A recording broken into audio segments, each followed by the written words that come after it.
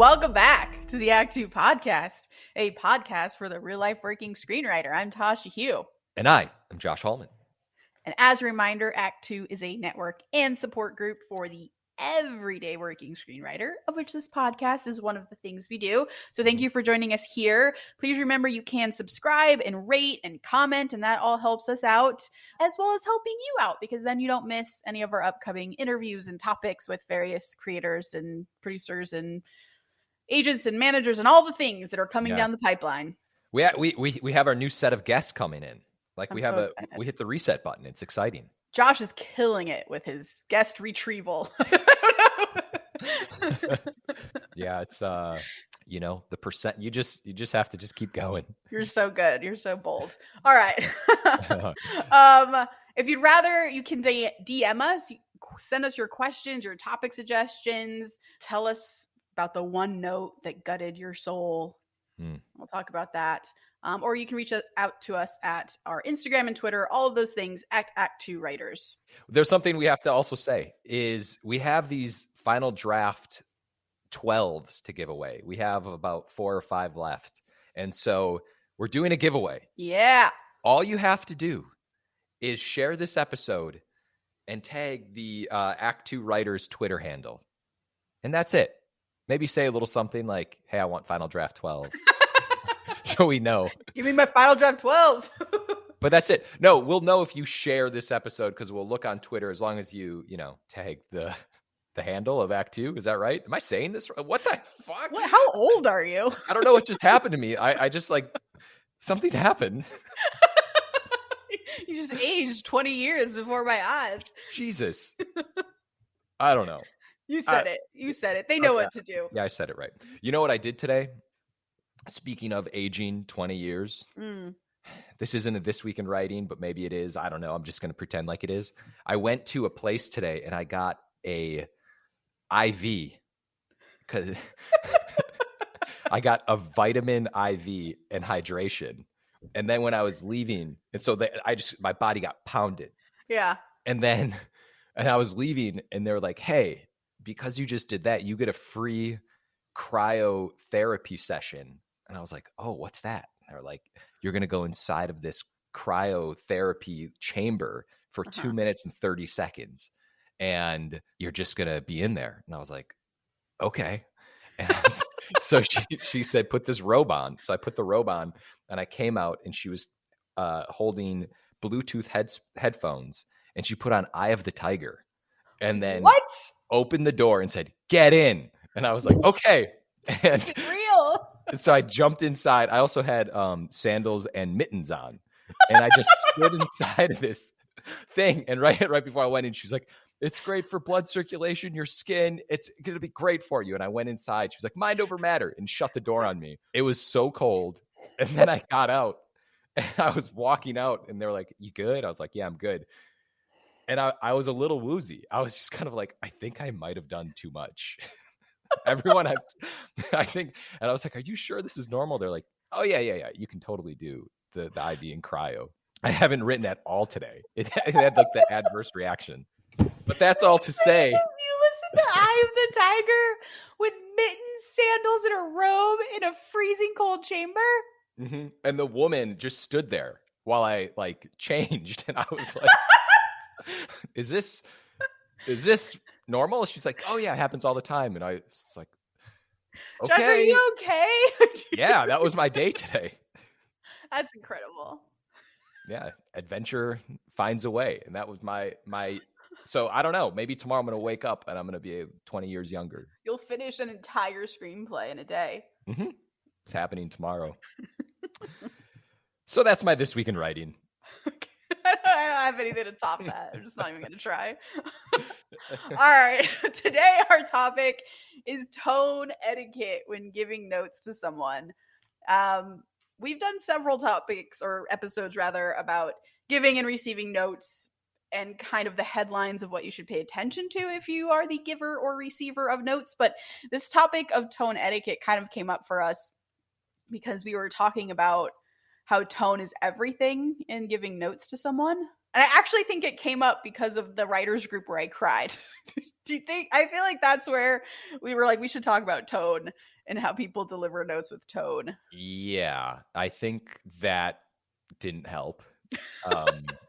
And it was, yeah, sometimes when people give notes, I'm not saying I did this because I won't take accountability, but when we gave the notes, I remember, and it happens to everyone. Like when you receive notes, people can sound a little, I don't know what the right word is, but it's a little aggressive, and you're like, yeah. Hey, Tasha, this act 1 isn't working.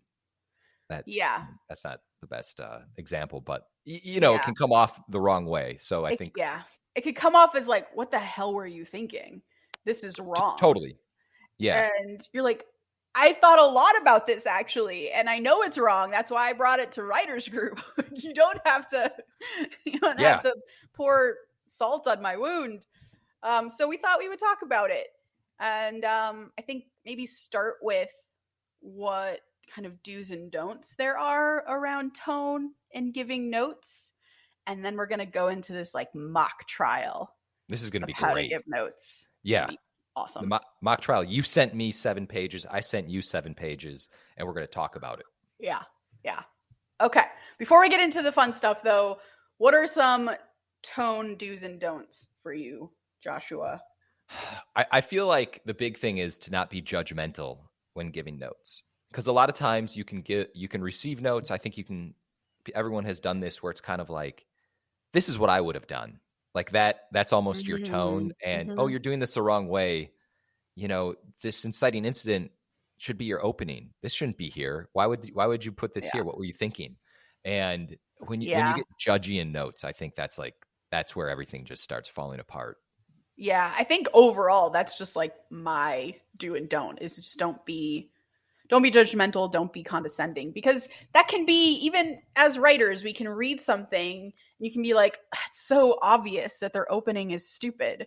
Why didn't they think of this? Their opening is dumb. They're a better writer than this. And so you kind of take that tone into your notes versus taking a step back for a second, readjusting yourself. It's like anything with a partner too. If your wife or your husband, like, you don't want to be like, you were acting like a fucking moron. You want to be like, okay, well, that's probably not how I would do it, but let's talk about it. You want to be respectful of the person rather than insulting them. And I think that absolutely applies to notes as well, which hopefully in our mock trial example will be on the better side of that. Oh my God. This is so the problem with the mock trial, for just you and I at least, is I already know kind of when I know your tones of different notes.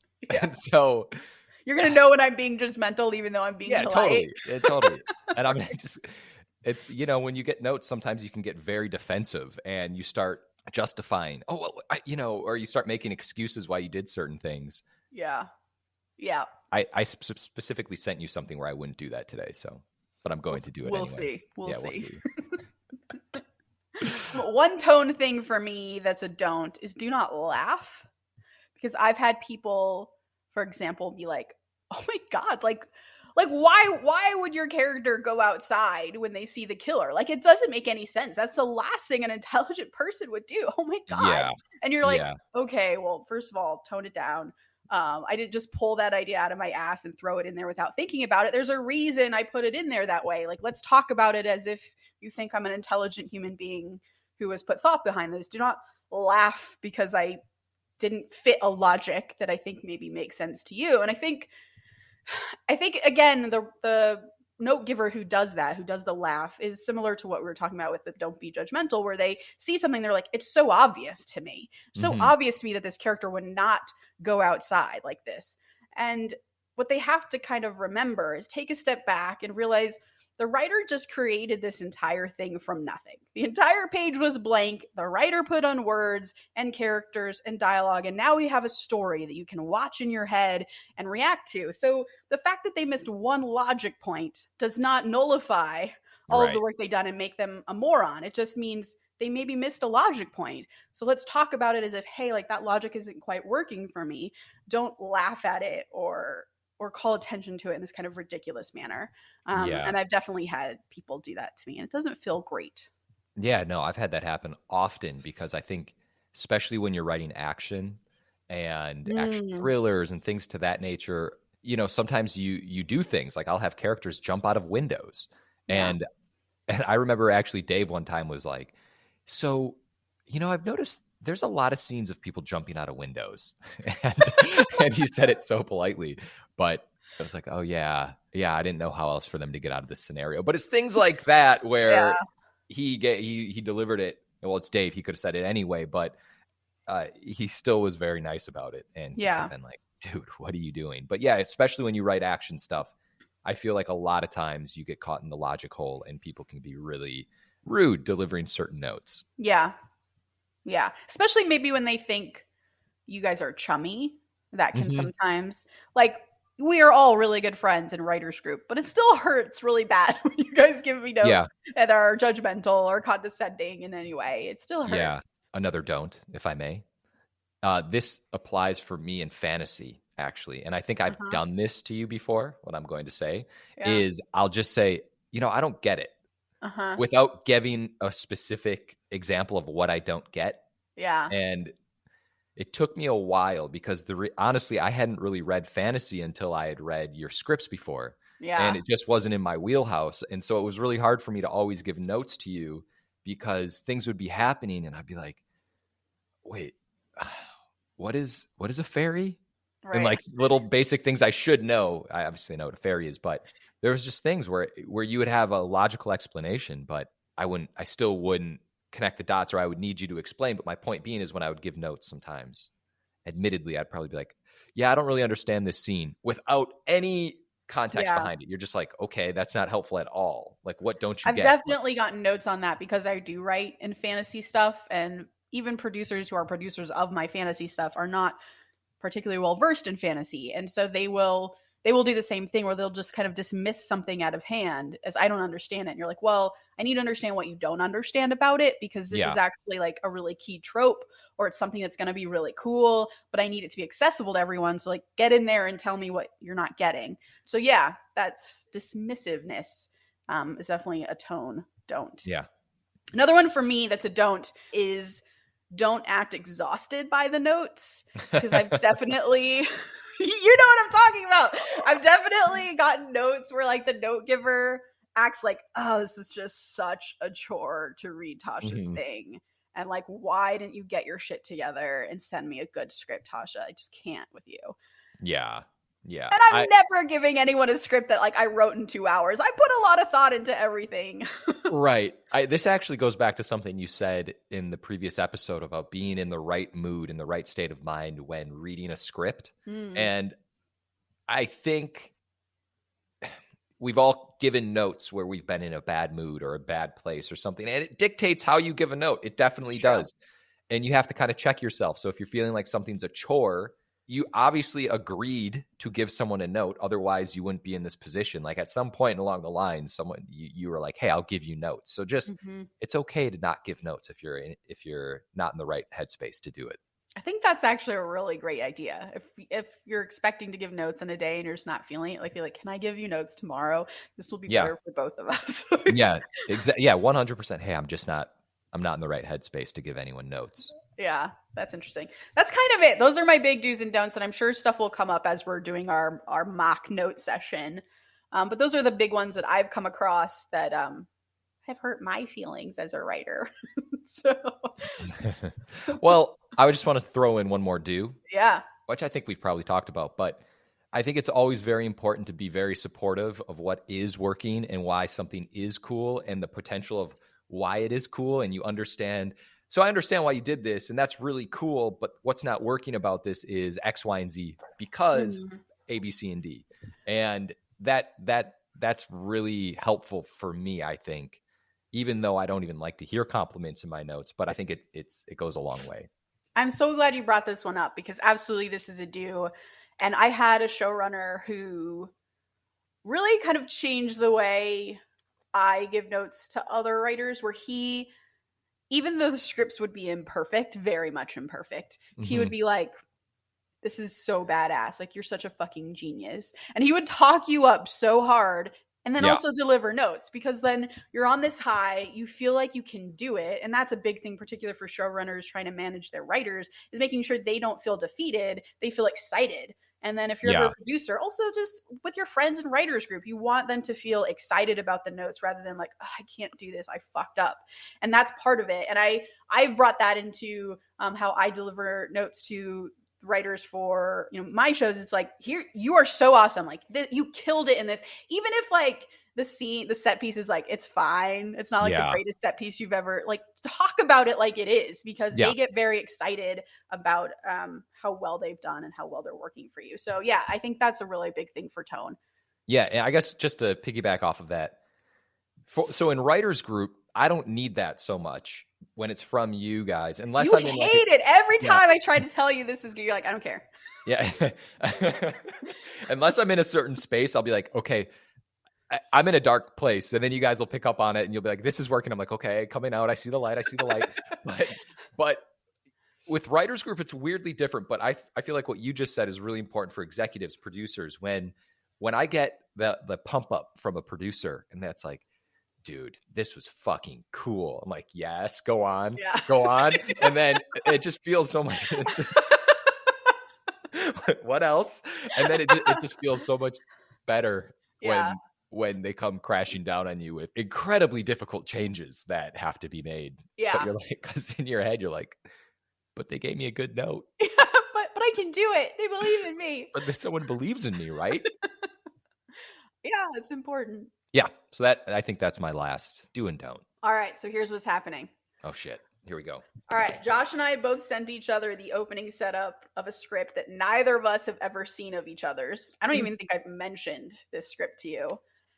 And we're giving each other notes on it to see how it goes. Yeah, we actually each sent each other 7 pages. I sent you 19, but I told you I'd only read 7. Yeah, I only read 7. Okay, I did. I'm sorry. I probably should have kept reading, but I honestly stopped at 7. My first note is I wasn't engaged enough to read page 7. It was interesting. But what we're going to do is we're going to give context, right? About like what we sent each other. And do you want to go first or should I go first? You mean in the sense you give me notes first? Yeah. Why don't you go first? Because that will dictate how I will then give you notes. All right. I'm going to try and give you notes that make you defensive just to see how we react. I'm going to be defensive off the bat because I need to explain something to you about this. Okay. Well, do you want to first pitch what the movie is or what the setup at least is? Years and years ago, I had an idea, which I believe was around the year 2016, 2017, that territory. And it was actually a dream. I had a dream about this idea. Okay. It was a very vivid dream. But what I sent you was called Cops and Daughters. Uh-huh. And it was essentially about these 2 aging cops who are like heroes within their precinct, and like they're hero cops. Everyone loves them. They're gruff. They have like their own way of doing things, but like that way is being aged out. And these 2 cops, they're partners, they're best friends, and they basically had daughters at the exact same time. Like they're on the same schedule. So they have these 2 daughters who are now early 20s, and these daughters are best friends. And these daughters are going to become cops, but they've been avoiding telling their fathers because they know that this is like their father's territory. So basically it's this movie that has these 2 cops, and then they find out their 2 daughters are coming on up, and the 2 daughters are meant to take their place in the station. Is this like right around when your daughter was born? That's why I was like, oh, this is 2015, because all of my ideas were about father-daughters. All of them. I literally had a script called Father-Daughter Day. And I outlined the idea, and then I just stopped writing it. I outlined it, and I wrote the pages that I sent you. That was the only pages I've ever written. The outline wasn't even complete. And there were, I don't even remember why I stopped writing it, but it was an action comedy, and that's the context of it. I had forgotten about it until we were talking about doing this, and I was looking through all my scripts, and I was like, Cops and Daughters. It's a perfect set. You sent me right just The opening, 7 pages of setup. Do you want to pitch what the setup is so that when I give notes, it's not totally random? Yeah, so essentially the setup that I'm definitely forgetting right now is you meet the Wait, I could pitch it because I just why don't you tell me what the setup is? See if you read it. So the setup is kind of an opening montage, essentially, with a voiceover from Officer Mercury, it starts when he's a kid, and he's like protecting another boy from a bunch of bullies at school. And that boy is Noah, becomes his best friend. And you just kind of see them in this montage over the course of their lives as teenagers, as young adults, deciding to be cops, being awesome cops together, getting wives together, getting kids at the same time, which is great. And then we come back to the present, and it's the dad telling these war stories about his life with his partner, Noah, at his daughter's and her best friend's birthday party. And like all the friends of the daughters are like super into the story, and the daughters are like, oh god, here we go again. They keep telling this story. And then kind of aside, the daughters are like, when are we going to tell them that we're joining the academy and we're going to become cops? Academy, yeah. Wow, this movie sounds awesome. It is awesome, Joshua. I need you to finish it. The way you explained it was what got me excited about it back in the day. Yeah. No, it's super in your wheelhouse. I'm just going to start. I'm just going to go into it. Yeah, go in. Let's hear how you deliver notes, Tasha. All right. I love the setup. I love the kind of you can't handle it. Okay. I love the kind of like fast-paced nature of it. I think it really works. Like the montage-y stuff is really awesome. I feel like Mercury, Detective Mercury, I guess he's a cop, Officer Mercury is a really like his voice is really defined. He's clearly like this macho man kind of guy. There's especially the way you pitched it, like their way of doing things is kind of moving out of fashion. I think that's kind of interesting. I didn't necessarily get that from the setup, but can see how that could come about over the course of the movie, because he does have that sort of old school macho man aspect to him. Yeah, so I think like immediately it sets the tone, which I think is great, that this is going to be a fun action comedy. And I was, I had a couple laugh out loud moments, but I would say that I feel like in the opener, I'm kind of missing like an extra scene or two of their badassery, because it kind of goes from, hey, you want to be cops? Yeah, let's be cops. That would be so fucking cool. To they're already badass cops. Like, is there a training beat sequence that we see? Really tiny, less than half a page. That's sort of them excelling and being awesome at their training academy. I also was wondering kind of what sort of my biggest overarching note is probably Noah's character, which is, so Mercury has the voiceover for the whole setup, and Noah's his partner. And you sort of don't get any, I think, real dialogue from Noah. There's a couple moments, but they're almost like dual dialogue moments. Like, hey, do you know what I did last night? We both had sex. Like that's, and they both say it at the same time. Jesus. That's why the script isn't good. No, it was a great moment. Well, so I'm just going to stop you and just ping on something you're saying. Is when I looked back in the outline, that Mercury character was one that I was like, oh, I get this guy. And so it's interesting that you're saying what you're saying. I'm just bringing this up because you're spot on about, I think what I'm getting at here is I didn't have a handle on the characters, especially Noah. And I probably started to write this in the sense thinking, I'm going to figure this out as I go. Right. And so I'm just saying that's a very good note. And I wouldn't tell you this if we weren't on the podcast. I'd keep it to myself, but I'm just saying that so you know that you're spot on about it. Okay, well then I will move on because you clearly understand the note. Oh, we're doing yeah, okay. I didn't know. I just wanted to say great. You found a flaw. I do that all the time, by the way. I'll ramble about a note, and if you or Dave or someone else in writers group is like, yeah, I get what you're saying, I'll be like, okay, cool, and I move on. Which I love when I get notes like that, when someone's like, okay, she gets it, rather than being like, if I say I hear you, they're like, okay, yeah, but, and then you should really, like, Noah is really not coming through, Josh. Like, Noah, like, it's like, I get it, I'll figure it out. Yeah. So yeah, we can move on. Which happens. Okay. Yeah. Move on. I really like the daughters coming in at the end because it's kind of a surprise. I thought it was really just going to be a movie about them.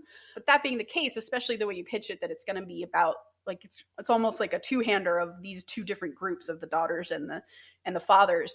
Wondering if we can't maybe be in the daughters' POV a little bit more before we get to the moment of like, we're going to be cops and we got to tell our dads.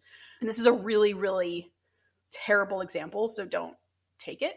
But is there like a version where you come out of the flashbacks and in the voiceover of Mercury telling his old war stories, and the daughters, when they're at their birthday, are like in the house preparing something, overhearing outside, seeing their father talking and telling their friends. And then we get a private moment, like an actual scene where the daughters are talking for a bit. So we get a bit more of their personality before they then engage with their fathers. Because that tells us that they're a bit more of a main character. Yeah, I also think what's great about that is in that moment, that allows to set up what we talked about, I think, or probably what I was talking about a couple weeks ago, is like this belief system of your characters, where it like kind of allows you to set what these daughters feel about their fathers and about the world. And that's like a moment for them to be like, eye roll. Oh God, Dad's talking about this shit again to my friends again. Yeah, absolutely. That's exactly what the scene canon should be, I think. And like one thing that came to my head is I wasn't quite sure what that POV was that you wanted to tell us right up front. And I think this is exactly the place to do it, where like if it is a situation where the dads are not meant to come off as really good dads, like they clearly love their daughters and that comes across, but like, are they good dads to them? It's not really clear. And if that's where you're going, then a version could be like they're inside prepping their own birthday cake for themselves while their dads are like outside holding court over their friends, clearly caring more about like telling stories about old times than they do about the present and their daughters right now. And just, like that blocking of like what they're doing actively while talking could tell you everything you need to know about the POV there. Yeah. That's also an interesting thing, because whether or not this was intentional, I don't know, but it brings up this idea of like these dads only have their careers to hang on to, and their daughters are like essentially pushing them out of the one thing that they love, aside from their daughters, of course, is like their life as cops. I love this. Is like so, I feel like this is so timely as well. Yeah, it does like, feel a little timely. Like moving out of the old school way of doing things, and like daughters being, you know, they've lived through the Me Too movement, and like you have to respect people. like just what does that look like versus like suddenly not sure if I'm the right person to write this. You got this. Okay, my last note, it is about Noah again, but a thought came to me of, yes, I know you need to kind of define him a little bit more, but one thing is like, is there a way to show in these little vignettes that you have that he's so different from Mercury? I'm assuming he is. I mean, I don't know what you want to do with him, and it sounds like you're not quite sure yet either, but is there a version where you can see Mercury doing one thing, and like a bad thought that came to my head, which again, don't use this, it's terrible, but like say they're at the shooting range and Mercury's just like willy-nilly like trying guns like, you know, Old West, Wild Wild West style, and Noah's like reading the manual, or he's like cleaning the gun, meticulously putting in bullets, just in a very quick visual show that these guys are very different. And that's it. It was awesome, and I hope you keep writing it. Yeah, we'll see. Maybe I'll revisit it. I don't know. In my outline, it was kind of crazy because the dads start inadvertently sabotaging their daughters. Oh no. And I think that's probably where I fell apart, where I was like, I don't think a dad would ever do this. I don't know what the story is. And then I probably just stopped. I wonder if now that you've had Amelia for longer, if you would have a different perspective in what the dads would do in this situation. Yeah. We'll see. Maybe Cops and Daughters is going to be resurrected because of this podcast, and I love it. Talking about it. The voice of Mercury is so clear and so fun that I want to see a movie with him in it. Yeah, Mercury. Detective Mercury. So now we move on. Yeah. To you, Tasha. Okay. I feel like sick to my stomach a little bit. Okay, wait. Can I just give context for this script? Please. It's called Pan. Yeah. And it's from like 12 years ago. There's some markers that I know it's from 12 years ago. But, well, here, I won't go into some notes, but. Yeah. So, okay. So this 12 years ago, this give some context, everything. Lay it out. This was a long time ago. This was before I started writing professionally, very before, and also came from an idea I had started in high school. So it was just like a fantasy thing that I loved that was sort of just fan fiction for myself, of not anything in particular, just fantasy in general. So the fantasy is like kind of crazy out there and very heavily fantasy, which is great, but I didn't know how to write heavy fantasy and make it accessible. Yeah. 12 years ago. But the basic story is there's this orphan girl who's found on the side of the road.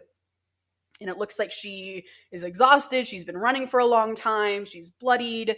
And then this woman finds her, and the girl speaks no English and has no idea where she's from. And so this woman takes her to the orphanage, raises her, and sees that this girl is very special. Like, she's very empathetic. She's very smart. She picks things up way quicker than other kids. But again, she doesn't remember who she is. And then the movie, the pages that you got start with that woman who found this little girl dies.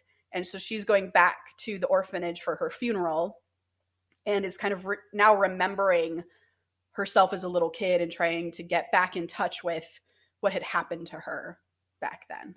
Yeah. No, it was great. Why is it called Pan? I don't have any answer for that.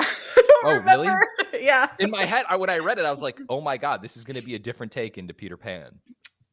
There is a Neverland aspect to it where she is taken back to fantasy world where she's from. Okay.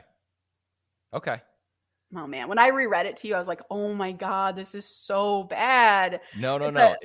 It's not bad. It's actually, what's really interesting is that now that I know you, I see I see Tasha in the pages. It's just not as polished as current Tasha. And that note that you gave about yourself, about kind of like the melding of, did you say how to like make fantasy contemporary? What was accessible? Yeah. You're really great at that now. Like that. And I'm not saying this doesn't have that, but I definitely can see kind of like the progression, which is nuts. Yeah. See, I know your tells too, and I know it's absolutely not accessible from the way that you said that. No. It's great. It's great. And then the last thing I'm going to say is the main reason I knew this was from over 10 years ago is on the title page. It had your address, your phone number, and your email address, and your home address. I was like, wow. Home address. Remember? Yeah. Yeah, well, because in final draft, they tell you to put it there. So I was like, I guess I need to put this here. Yeah, everyone just puts their addresses down. Also, back in the day, did it have by any chance like a, because you can register your scripts with the WGA, whether you're in the WGA or not. And I used to do that and put the like registration number, which, our recommendation is you don't need to do that anymore. Yeah, I used to register my scripts. Now I'm just like, I forgot that even exists. Yeah. All right, go ahead. Hit me with all you got. Okay. I'm just looking Maybe you should be mean to me as an example of what it looks like. Yeah, I could do that. No, I'm not going to do that. You'll sense it. But no, it was actually, I was very much into it. I think the main thing is like you started the first 7 pages. This is a big, broad, big picture note is you started the first 7 pages. Why you look stop looking at me like that. The way you started the pages, there are a lot of flashbacks, and you're introducing this girl, Meg, and this is the girl that you were talking about who is coming back to this orphanage, and you're flashing back to her getting to the orphanage. And I feel like a lot of the flashbacks don't need to be there. And I feel like you can kind of streamline this entire opening a bit.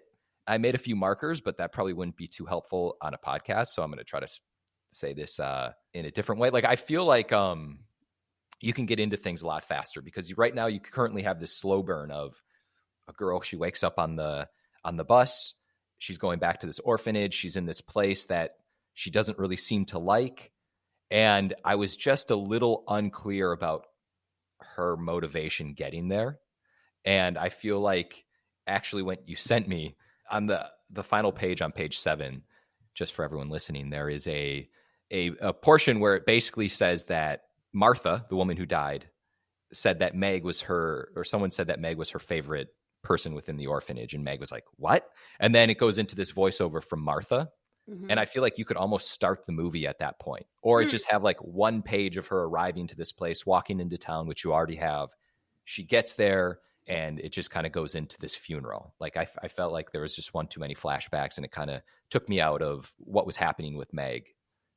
So do you feel like the flashbacks have any important information at all? Like, should I lift them out entirely, or like, did they give you any information, I guess is the question. So that was the next thing. I felt like the flashbacks didn't really give me much information, except Fuck you, for Josh.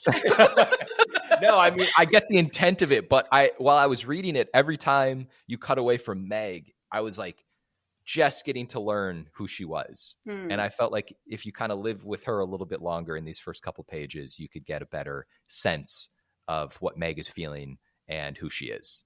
Okay. I love that you're taking these notes as though you're going to write.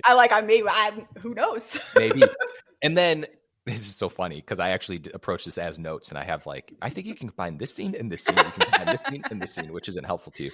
But then the fantasy element of it is, I didn't get that fantasy element that I feel like we would have in a traditional Tasha script. Like if this were a modern day Tasha rewriting, I feel like there would be something to really indicate that we're in like a fantasy land.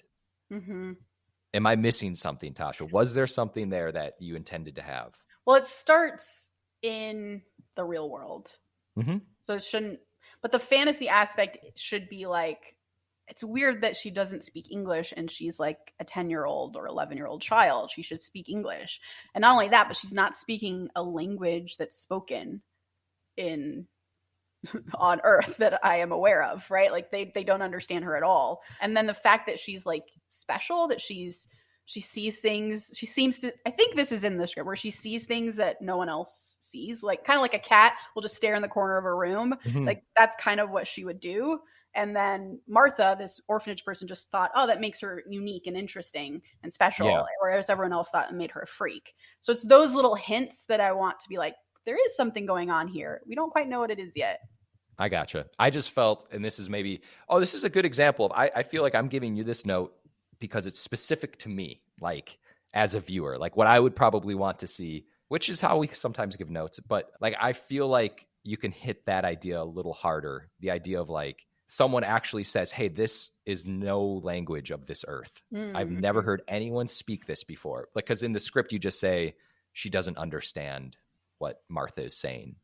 And I feel like it could indicate that, she could just be from a different country or whatever. But I feel like you could hit that fantasy element just a little bit more and indicate that we're in somewhat of a magical world. Okay.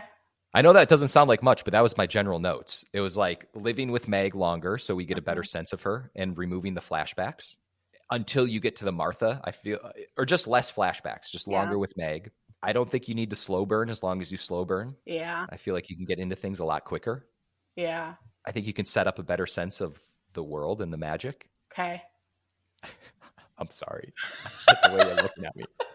Fuck. I want this to be done. No, I'm excited. You're very positive, so I'm excited to get into it, even though I feel like you probably really hated it. I didn't hate it. The way that you're giving notes is like, yeah, like there's a lot of really great stuff here, and it's just these small fixes that'll make it better. Weirdly, I feel like current Tasha would stick with this girl a little longer.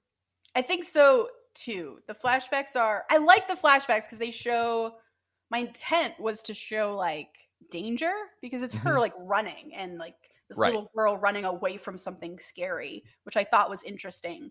But you're probably right. That's maybe not the best way to show that idea. And it's for like the way she wakes up on a bus, basically. Right? Like that's how the script starts with her, is we introduce her where she's being awakened and someone's like, hey, you're in your town, Grady. Like just as a character thing, if she's arriving to a certain area that she hates and she has this, I feel like she wouldn't be sleeping. It would be more of like she's wide awake and there's this nervous energy as she's approaching into town. Yeah. That would be my feeling. But well, Josh, 12-year-old ago Tasha thought that it'd be very convenient if I allowed myself a natural way to show flashbacks because she's dreaming. I'm not ruling out the flashbacks for the record. It's really interesting because flashbacks like these are awesome. Like they can be really, really engaging. However, there was a little bit of the character element that I think was taken away. Yeah. And just her living in the present day. Yeah, I think that's right. That I was missing. I think current Tasha would try not to lead you by the hand as much by giving you flashbacks up front. It would be like, why is this girl nervous on a bus? That's our opening image. That's interesting. But it seems like everyone loves her when she gets off the bus. Why is she nervous to be here? And then it's making the audience ask questions before ever showing them any of the flashback information. Yeah, she's getting some looks. Maybe she has a little tick. She's itching her leg. That's a bad example, but like there's things I think you could do to make it more character based. Yeah. Well, that was lovely. Now I want to rewrite Pan. No, I think it's great. I hope it connects to Neverland. I still have the folder right here of all of everything. It's like huge. It's like ready to go. Physical folder? Yeah, I know the beginning, middle, and end. What? Yeah. Why don't you write this? Because I always thought it was like too fantasy-y. But maybe I can figure it out. Well, current Tasha, now you know. It's not too fantasy. I think you can merge it. I think you now have a grasp on fully merging. Like, you have such a good handle on writing fantasy for someone like me. And I know that as someone who reads your scripts. Like, I know that exists. So it's like, oh, I get it. You know how many times I've told you, I've been like, Tasha, I don't even like fantasy and I like the script. That's when I know that I've done my job. Yeah. Because you're now tipping into the Harry Potter realm, where I love Harry Potter. Yeah. And it like defies logic of why there's something there, that this element, and then you now do that with all of your scripts. I love you, Josh. Hey, I love you too. Thank you for those notes. Well, I think that was great because look, a version of this could be like, I mean, I don't think these guys would join. They can't just join the LAPD and just like be cops like that. Like you need more connective tissue here. Like there's a combative way to give that note, and then there's like, you just kind of feel like. And it's nuts because we're conditioned to give hopefully positive notes. I just gave someone notes recently, a friend of mine, and he was in a really early stage with his outline. Like, it was something that he was even trying to figure out. And he told me that it was like very positive at the end. He was like, oh, that was great. Thank you. Like, because he had told me he was getting negative notes. And it's so important to not be combative and understand that someone's not trying to write shit. Someone actually is trying to write something that they love. Yeah. And it hurts. It hurts to get if you were to tell me that, like, after hearing what you said, I'm like, oh, maybe I should revisit this. Yeah, exactly. Same. And that's how you want writers to feel after you speak with them. Yeah. And I think people's egos can get in the way, or they want to seem like they know more than the writer, or they caught you. They caught you in making a mistake, and haha, I'm smart because I caught you in making a mistake. And that's just never the right tone. No. For notes giving. No, that's terrible. And I think we talked about this today. In a future episode, we're going to talk about like threading the needle between plausible and implausible. Tone and notes is almost more important than the rules, I think. And I know that I can screw up sometimes, especially if I get a script that is just so bad. Yeah. So it's very hard to not be like, this is a piece of shit and you need to redo everything. And you just really have to flip a switch in yourself. And if you can't find anything good to say, find it anyway.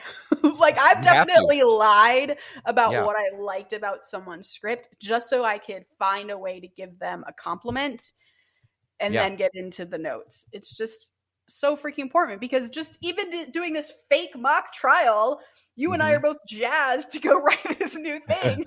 It's true. I mean, we're just so fortunate because we have a really strong writers group and a good support system.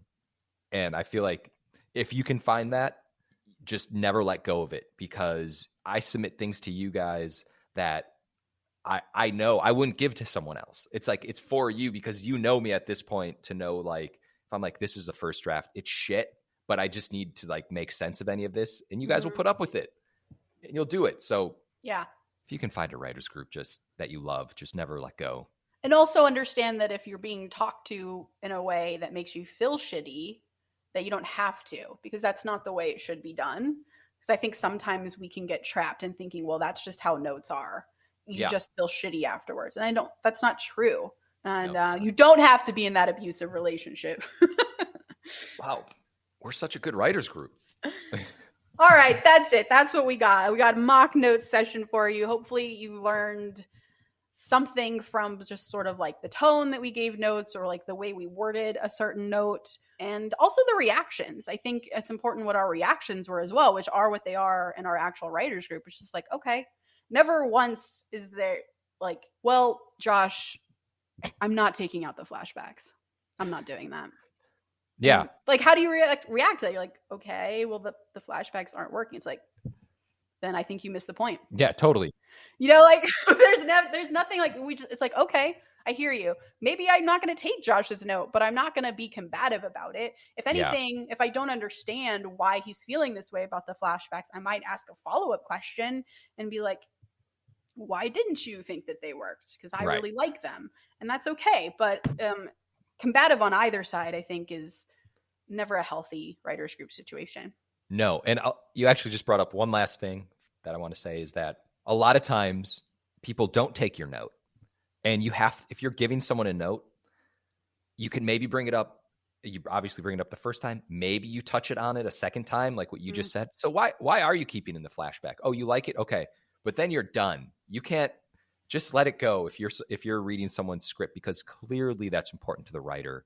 And it's not really your place anymore at this point to try to have them remove it, in my opinion. I agree. You have to just kind of let it go in writers group. If you are in a situation where you're a producer producing this script, then I think you maybe need to have more in-depth conversations. But yeah, there's an aspect of letting go both to the receiving of notes and the giving of notes that is really important. Yeah, writers group and producers are two totally different things. And with producers, it's more like, all right, give it a shot, and then we'll talk about it. And then it's like the in-depth conversation if it doesn't work. Yeah. I see you didn't address my note. Hey, you want to hop on a call real quick? Classic. All right. That is what we have for you today. So, quote of the day. Boom. Part of being a writer is getting yourself quiet enough and out of the way enough that the character can just speak. Callie Corey. Please remember to rate and subscribe. Follow us at ActTwoWriters for more awesome writing stuff. You can follow me, Tasha, at Story Thursday on Instagram, or on Twitter at Tasha 3.0. And I'm Joshua Hallman on Twitter, Josh Hallman on Instagram. And as always, the Act 2 podcast is a production of Act 2, a network and support group for the everyday working screenwriter. This episode was edited by Paul Lundquist, music by 414 Bag, which you can find on Spotify.